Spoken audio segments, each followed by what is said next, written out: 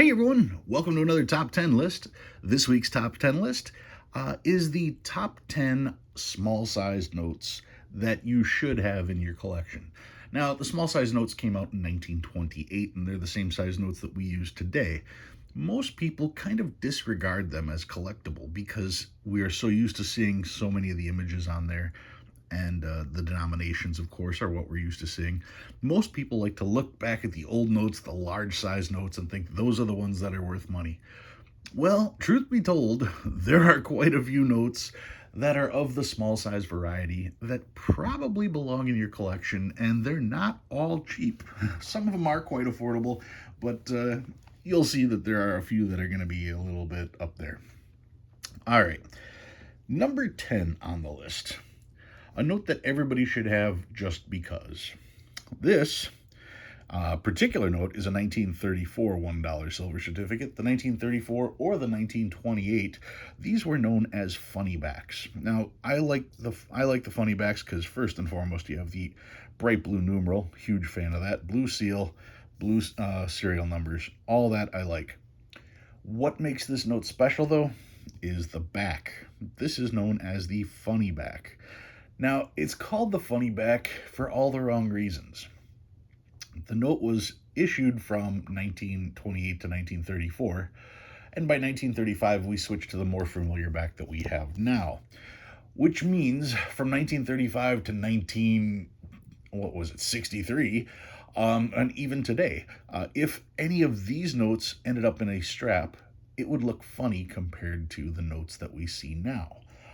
And obviously notes don't last very long, so very few of these would be interspersed, giving them the nickname funny backs.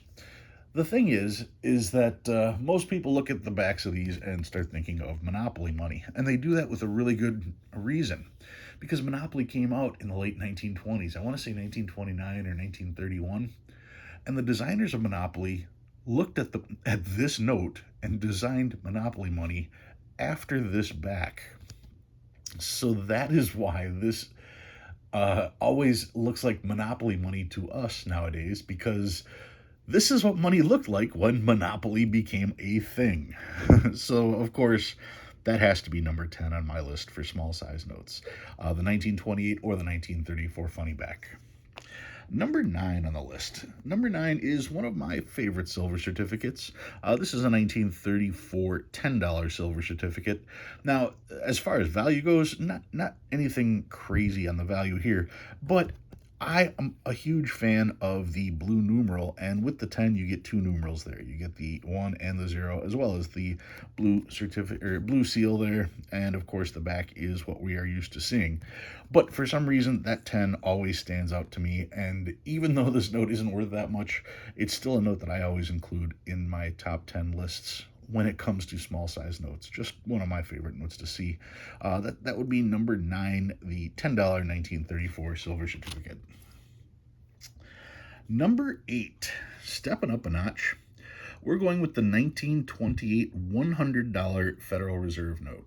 Now, 1928 was, of course, the first year for this size note, and the Federal Reserve notes that were out, well, we're used to seeing Federal Reserve notes with a letter. In fact, if you look at the serial number, it does have a letter F right here, but F is the 6th letter, and instead of putting an F in the circle, they put a numeral. So they put 6, and then you have the 6s here, here, here. But the other thing that makes this particular series cool is the obligation. It says redeemable in gold on demand at the United States Treasurer, or in gold or lawful money at any Federal Reserve Bank. So those are the two things that really stand out about this particular bill. It has the numeral inside the seal, and it is redeemable in gold. That alone makes this a note that should be in your collection. So that is number 8, the 1928. I say the 100, but really any of the 1928s that have the numeral inside the seal like that should be part of your collection. Number 8. Number 7. Now, number 7 is actually going to be 2 notes, because I'm trying to fit in a couple. These are the emergency currency notes from World War II. You've got the $5 Hawaii note and the $10 North Africa note. Now, the $5 denomination of both of these is the tough one to get. So if you're going to focus on only one, I'd recommend on the $5 denomination. That's the harder one to find. The Hawaii note, as you can see, says Hawaii here, has the brown overprint, has Hawaii on the back, and this of course was done with the different color seals because that way Congress could, with the swipe of a pen, make all of these notes no longer valid. Therefore, if anybody invaded and took all the money, they wouldn't be able to spend it. I put the North Africa note with the Hawaii note because they are both emergency currency, but you can see they are clearly different. And once again, I'm always a fan of the 10 because I like the 2-digit blue numeral when you go with the gold and the black ink and the white of the paper and the green of the back. I mean, it's just one of the most colorful notes you can get. So that is number 7, the emergency currency from World War II, both the Hawaii and the North Africa notes. 10, 9, 8, yep, number 7. Number 6 on the list. Moving up. This is from 1966. 1966 $100 legal tender. A red seal $100 bill. A lot of people scratched their head at this. They didn't realize such a thing existed. They made a 1, they made the 2, they made the 5. And then when they did an inventory, they realized there was supposed to be X amount of dollars in circulation. There weren't. So rather than printing a ton of the small denominations, they just jumped right up to the 100 and got everything squared away that way. There was the 1966 and the 1966A version of this $100 bill. And it's kind of interesting because the back looks exactly like the $100 bills of the time. The only difference, of course, would be the red seal and the red numbers. Here it says United States note. The other one would say Federal Reserve note. Other than that, they're pretty much identical. Now, these I feel are extremely undervalued. These notes here you can get for around $130 to $150. And considering that many of the people watching this video were alive when this note was printed, yet didn't know of their existence, to me that says that these are a little bit underrated. That's why I'm a big fan of getting these into the collections of people. The $100 1966 and the 1966A legal tender red seal $100 bill, that is number 6. 10, 9, 8, 7, 6. Number 5 on the list. These are always fun to run across. You don't get to see them often. If you get a chance to see them, you should pick them up because you never know when the next time you will get a chance to see them is. This is the 1935A R note and the 1935A S note. Now, this was an experiment that was done back to find out about the coding on the paper. So what they did was they took roughly 1 million notes and printed this red R on them, and this was the standard note of the time. And they wanted to do the experiment with a 1 million of these notes. They put these out in circulation, and that way they could recall these R notes and compare the wear patterns to the S notes. Now, the S notes actually had a special coating put on them.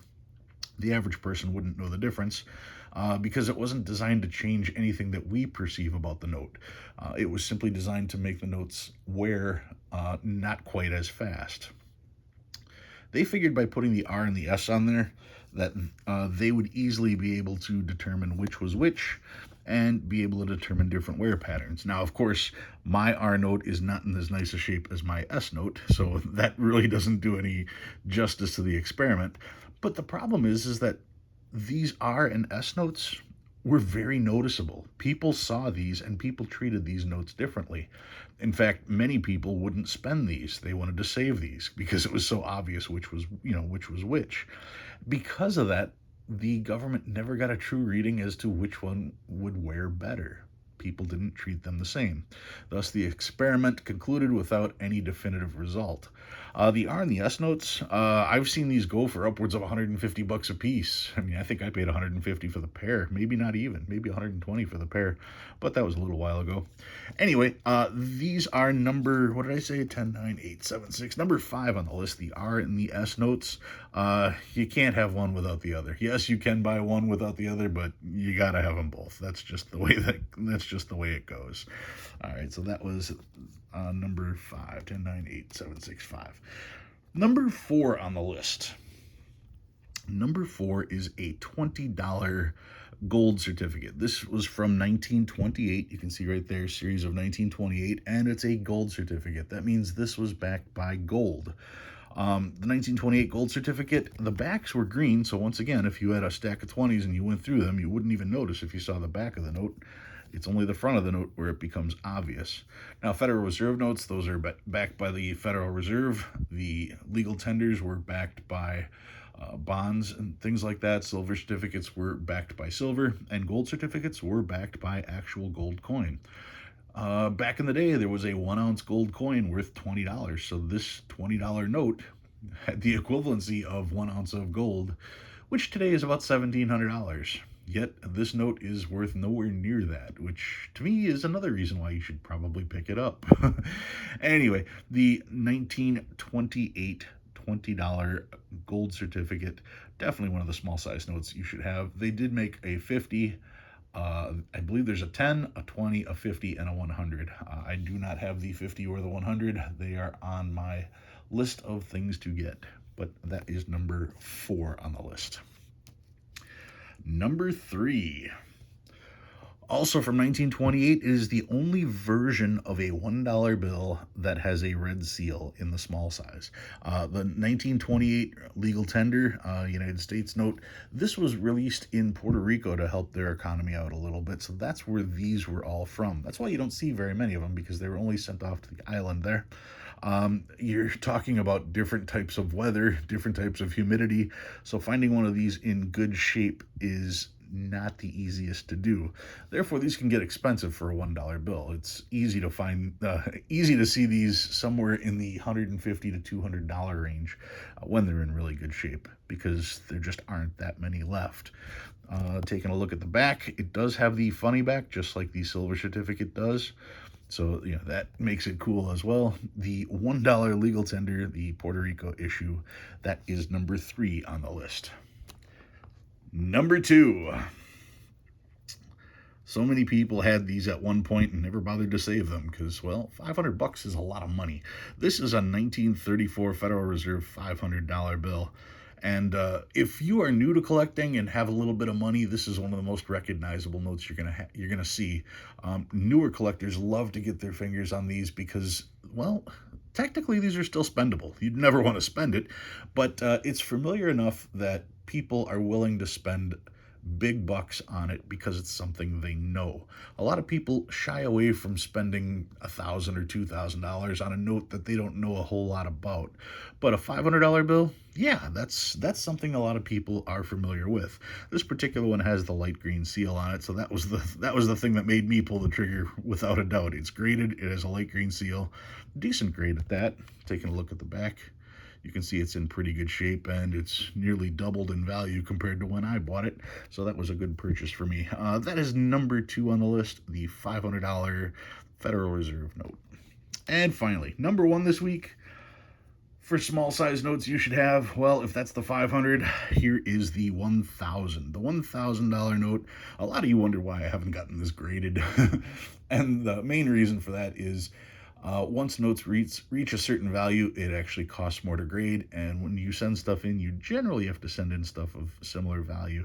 And I just didn't have a bunch of notes that were in the $3,000 to $4,000 range to get graded all at the same time, like most of us don't.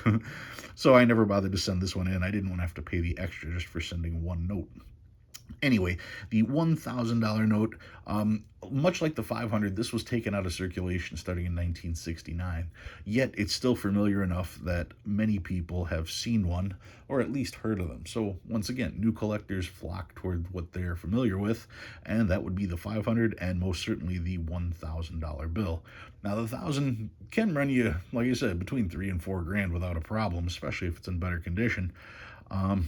But once again, a newer collector is familiar with this note, and they will find it much easier to spend that kind of money.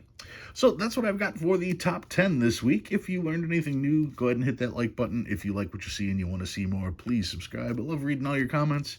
If you have any ideas for a list, be sure to put those down in the comments as well. Guys, thank you very much for watching, and I'll see you again next week.